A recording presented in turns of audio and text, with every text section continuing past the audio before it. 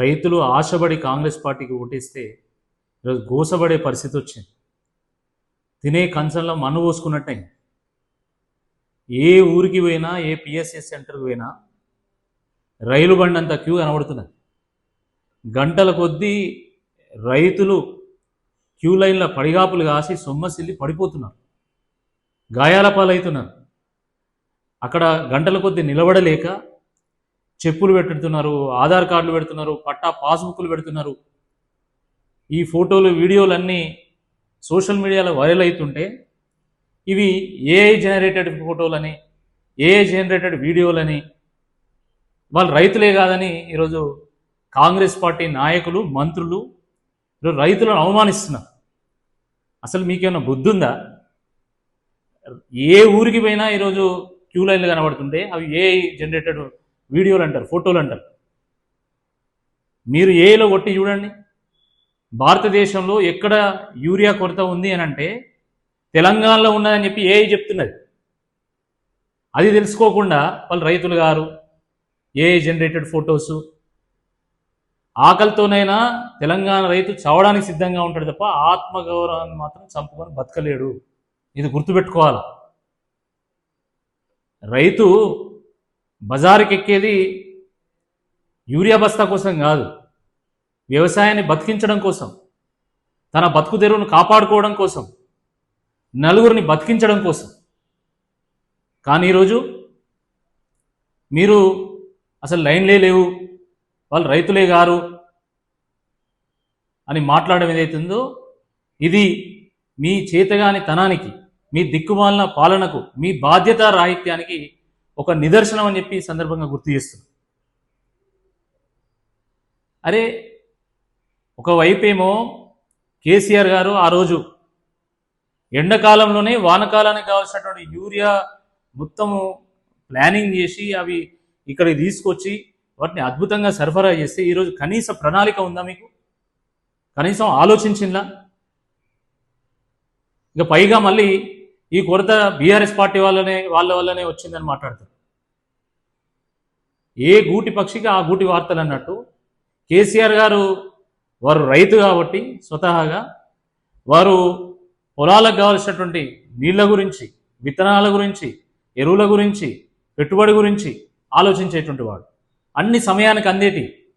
కానీ ఈరోజు జరుగుతుంది ఏంది? రేవంత్ రెడ్డి గారి ప్రభుత్వంలో, ఈ ప్రభుత్వం వచ్చినటువంటి మొదటి రోజు నుండి నీళ్ల కోసం ధర్నా చేయడం జరిగింది. రైతు బంధు కోసము, రుణమాఫీ కోసము రైతులు ప్రాధేయపడడం జరిగింది.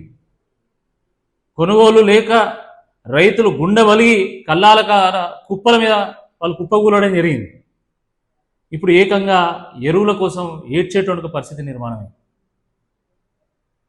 ఆనాటి రోజులు తీసుకొస్తా అన్నారు రేవంత్ రెడ్డి గారు. 100% ఆనాటి రోజులే తీసుకొచ్చిండు.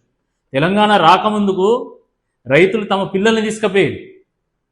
ఎందుకంటే టోకన్ కోసం ఒకరి లైన్లో నిలబడితే యూరియా కోసం ఇంకోరి లైన్లో నిలబడ్డేది.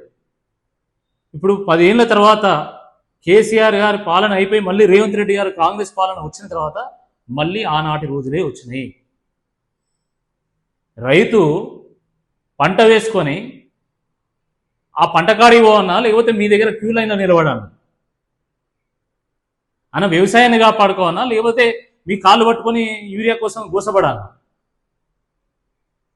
దీనికి ప్రభుత్వం సమాధానం చెప్పాల్సిందే ఈ సందర్భంగా నేను కోరుతున్నాను. రేవంత్ రెడ్డి గారు స్వతహాగా రియల్ ఎస్టేట్ వ్యాపారి కాబట్టి ఈ నీళ్ల కొరత, యూరియా కొరత, విత్తనాల కొరత సృష్టిస్తే ఎవడు వ్యవసాయం చేయడు, అన్ని మళ్ళీ బీడు పడతాయి. ఆ బీడు పడ్డ భూములను మనం వెంచర్లు చేసుకొని మనం 4 పైసలు సంపాదించుకోవాలనే ఆలోచనే తప్ప నిజంగా వ్యవసాయాన్ని బాగుపరచాలనే కనీస జ్ఞానం లేదు. నిజంగా జ్ఞానం ఉంటే రైతు బంధు చేసేటోడు, నీళ్ళు ఇచ్చేటోడు, కరెంటు కొరత లేకుండా, ఎరువుల కొరత లేకుండా చూసేటోడు. 53 సార్లు ఢిల్లీ పోవడానికి సమయం ఉంటుంది. కానీ ఒక వ్యవసాయ శాఖ మంత్రినో లేకపోతే ఎరువుల మంత్రినో కలిసి మా తెలంగాణకి ఇన్ని ఎరువులు కావాలని మాట్లాడే సోయి లేదు ముఖ్యమంత్రి. ఏమనంటే ఢిల్లీలో నాకు ఎరువులు ఇవ్వలే అని చెప్పి కేంద్రాల మీద నెట్టేసేటువంటి ఒక ప్రయత్నం చేస్తాం. అసలు కనీసం కేంద్ర వ్యవసాయ శాఖ మంత్రి ఎవరో నీకు తెలుసా? ఆయన పేరు తెలుసా? కనీసం ఒక్కసారైనా కలిసినావా? మాట్లాడినావా? కేంద్రం నిర్లక్ష్యం అయితే మరి కేసీఆర్ గారి హయాంలో 10 ఏళ్లలో మరి యూరియా కొరత ఎందుకు లేదు తెలంగాణ? నువ్వు వచ్చినాక ఎందుకు కొరత ఉన్నది?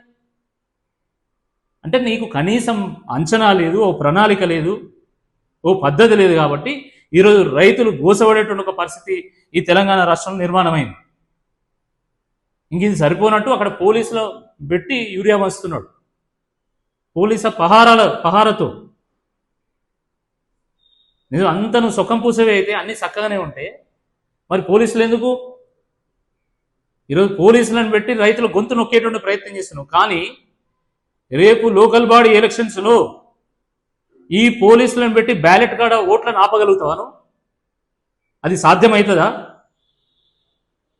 నీ పాలన చూసిన తర్వాత మళ్ళా 30 ఏళ్ళ దాకా కాంగ్రెస్ పార్టీ దిక్కు దేవాన్ని లేకుండా పోతుందని చెప్పి ఈ సందర్భం గుర్తు చేస్తున్నా. ప్రజాపాలన తీసుకొస్తామన్నారు, రైతు పాలన తీసుకొస్తామన్నారు, లాస్ట్కి రాబందుల పాలన తీసుకొచ్చిండు. రైతులను గోసపుచ్చుకుంటున్నారు, పీక తింటా ఉన్నారు. ఎద్దేడ్చిన వ్యవసాయం, రైతు ఏడ్చిన రాజ్యం బాగుపడదన్నారు. ఈరోజు రైతు ఏడ్చేటువంటి రాజ్యాన్ని తీసుకొచ్చినందుకు తప్పకుండా నీకు బుద్ధి చెప్తారని చెప్పి ఈ సందర్భంగా నేను హెచ్చరిస్తా ఉన్నాం. జై హింద్, జై తెలంగాణ, జై కిసాన్. హిట్ టీవీ యాప్, ఇందులో short news, live news, entertainment shows, movies, digital magazines తో పాటు మీ జిల్లా వార్తలను కూడా ఫ్రీగా చూడొచ్చు. ఇంకెందుకు ఆలస్యం, వెంటనే హిట్ టీవీ యాప్ ని డౌన్లోడ్ చేసుకుని ఫ్రీగా ఎంటర్టైన్మెంట్ పొందండి. Hit TV app. Hit TV app. Please download hit TV app. Hit TV app ని ఫ్రీగా డౌన్లోడ్ చేసుకొని ఎంజాయ్ చేయండి. మీకు నచ్చిన ఎంటర్టైన్మెంట్ కోసం హిట్ టీవీ యాప్ ని ఫ్రీగా డౌన్లోడ్ చేసుకొని ఎంజాయ్ చేయండి. హిట్ టీవీ యాప్ ని డౌన్లోడ్ చేసుకుని ఆస్వాదించండి, ఆశీర్వదించండి. ఇంతమంది సెలబ్రిటీలు హిట్ టీవీ యాప్ ని డౌన్లోడ్ చేసుకోండి అని చెప్తున్నారంటే ఎంత మంచి యాప్ ఆలోచించండి. అమెరికా అమెరికా అమెరికా అమెరికాలో చదవాలనుకునే వాళ్ళకి విశ్వసనీయమైన పేరు మన శౌర్య కన్సల్టెన్సీ. UK లో 1 year masters, UK లో 1 year masters, 2 years work permit up to 5 years visa. Contact Saurya Consultancy. Contact 89851 89851.